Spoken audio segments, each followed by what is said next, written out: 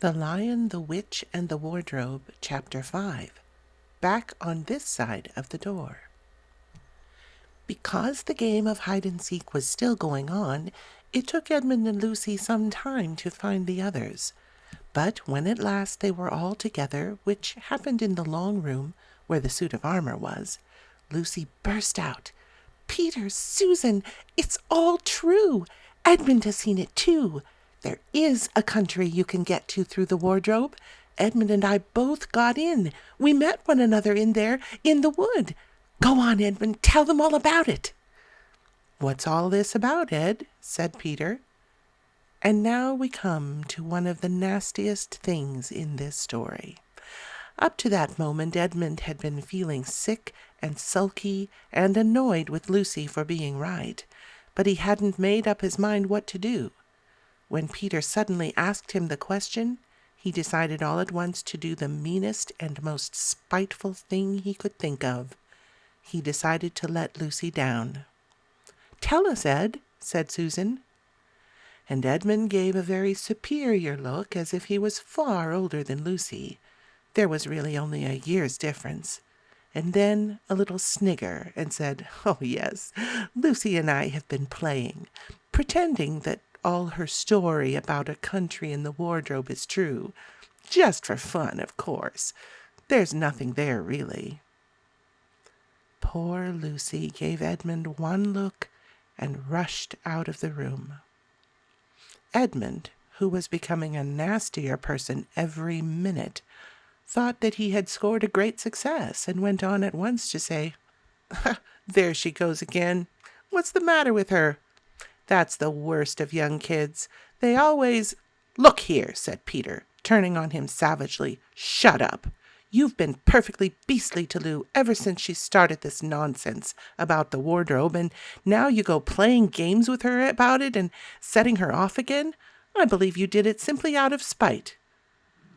"But it's all nonsense," said Edmund, taken aback. "Of course it's all nonsense," said Peter. "That's just the point. Lou was perfectly all right when we left home. But since we've been down here, she seems to either be going queer in the head or else turning into a most frightful liar.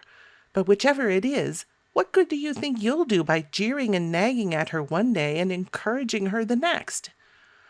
I thought, said Edmund, but he couldn't think of anything to say. "You didn't think anything at all," said Peter. "It's just spite. You've always liked being beastly to anyone smaller than yourself. We've seen that at school before now." "Do stop it," said Susan. "It won't make anything better having a row between you two. Let's go and find Lucy." It was not surprising that when they found Lucy a good deal later, everyone could see that she had been crying. Nothing they could say could make any difference. She stuck to her story and said, "I don't care what you think, and I don't care what you say. You can all tell the professor, or you can write to Mother, or you can do anything you like. I know I've met a fawn in there, and I wish I'd stayed there, and you were all beasts, beasts." It was an unpleasant evening.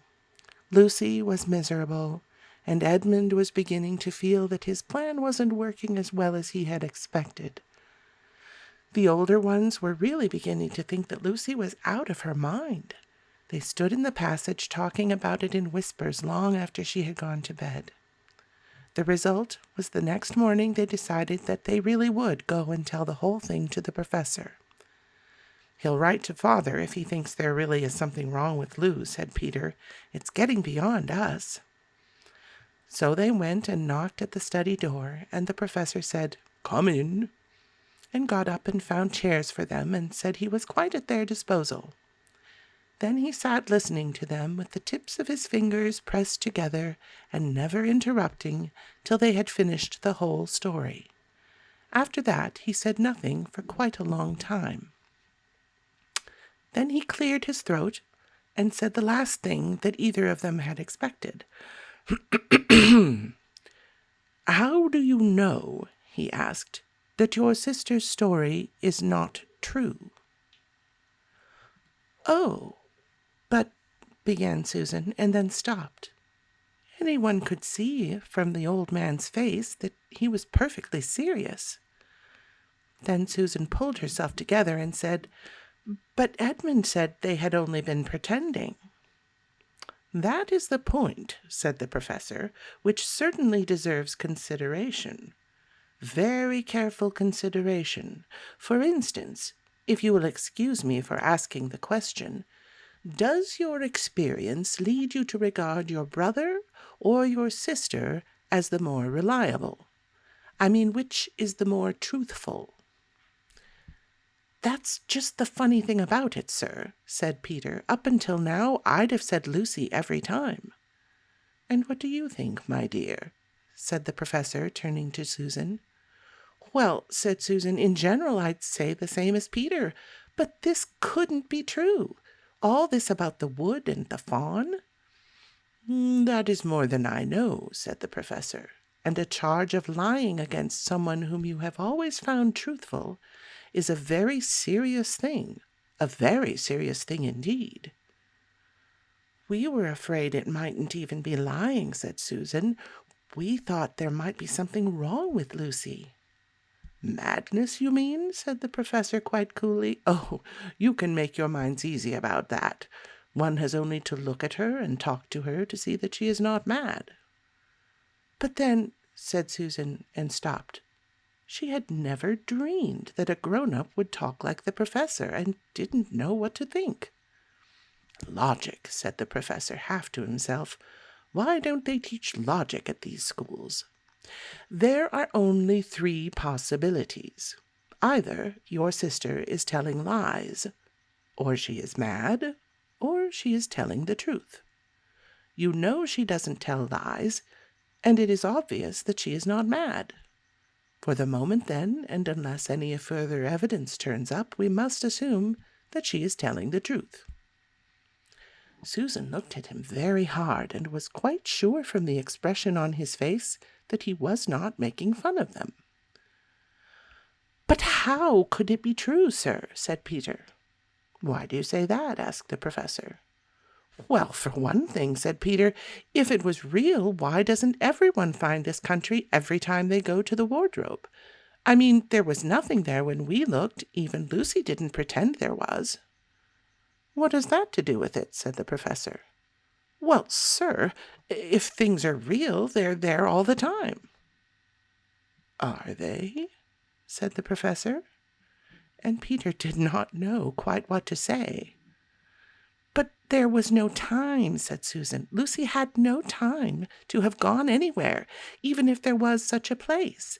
She came running after us the very moment we were out of the room.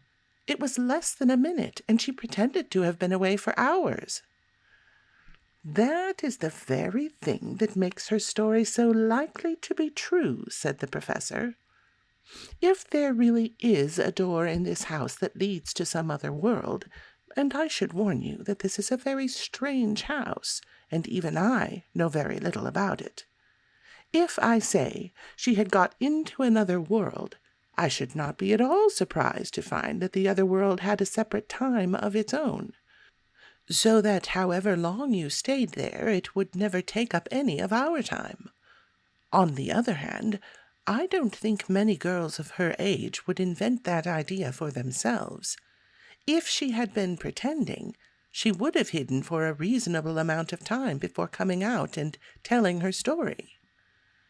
"But do you really mean, sir," said Peter, "that there could be other worlds all over the place, just around the corner like that?"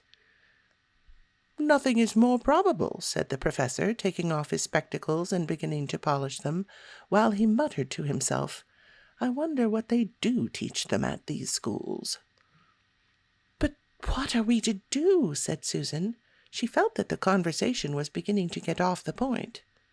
"My dear young lady," said the professor, suddenly looking up with a very sharp expression at both of them, "there is one plan which no one has yet suggested, and which is well worth trying." "What's that?" said Susan. "We might all try minding our own business," said he. And that was the end of that conversation. After this, things were a good deal better for Lucy. Peter saw to it that Edmund stopped jeering at her, and neither she nor anyone else felt inclined to talk about the wardrobe at all. It had become a rather alarming subject, and so for a time it looked as if all the adventures were coming to an end. But that was not to be. This house of the professor's, which even he knew so little about, was so old and famous that people from all over England used to come and ask permission to see over it. It was the sort of house that is mentioned in guide-books and even in histories. And well it might be, for all manner of stories were told about it, some of them even stranger than the one I am telling you now. And when parties of sightseers arrived and asked to see the house, the professor always gave them permission, and Mrs. Macready, the housekeeper, showed them around, telling them about the pictures and the armor and the rare books in the library. Mrs. Macready was not fond of children and did not like to be interrupted when she was telling visitors all the things she knew. She had said to Susan and Peter almost on the first morning, along with a good many other instructions, "And please remember you're to keep out of the way when I'm taking a party over the house." Just as if any of us would want to waste half the morning trailing around with a crowd of strange grown-ups, said Edmund, and the other three thought the same. That was how the adventures began for the third time. A few mornings later, Peter and Edmund were looking at the suit of armor and wondering if they could take it to bits, when the two girls rushed into the room and said, "Look out! Here comes the Macready and a whole gang with her." "Sharp's the word," said Peter, and all four made off through the door at the far end of the room.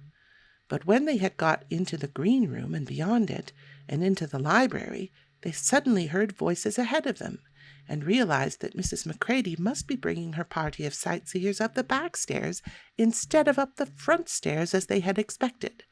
And after that, whether it was that they lost their heads, or that Mrs. Macready was trying to catch them, or that some magic in the house had come to life and was chasing them into Narnia, they seemed to find themselves being followed everywhere, until at last Susan said, "Oh, bother those trippers! Here, let's get into the wardrobe room until they've passed. No one will follow us in there." But the moment they were inside, they heard the voices in the passage, and then someone fumbling at the door, and they saw the handle turning. "Quick," said Peter, "there's nowhere else," and flung open the wardrobe. All four of them bundled inside it, and sat there panting in the dark. Peter held the door closed, but did not shut it, for of course he remembered, as every sensible person does, that you should never, never shut yourself into a wardrobe.